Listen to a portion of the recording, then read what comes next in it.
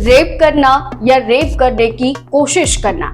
अब इसमें से मैं आपसे पूछूं कि इसमें ज्यादा क्या गलत है, कितना गलत है, तो शायद मैं या आप कहेंगे कि ऐसे काम के बारे में तो सोचना ही गलत है। किसी लड़की को गलत नजर से देखना भी गलत है, तो जबरदस्ती छूना तो बहुत दूर की बात है। लेकिन छत्तीसगढ़ हाईकोर्ट ने रेप के मामले में ऐसा फैसला सुनाया है जिसके बाद कई सवाल खड़े हो गए हैं। अदालत ने कहा कि महिला के साथ पूरा पेनिट्रेशन यानी प्रवेश साबित नहीं होता और लड़की का हाइमेन सुरक्षित है तो इसे कानून की नजर में रेप नहीं माना जाएगा। ऐसा कृत्य अटेम्प्ट टू रेप यानी रेप की कोशिश की श्रेणी में आएगा।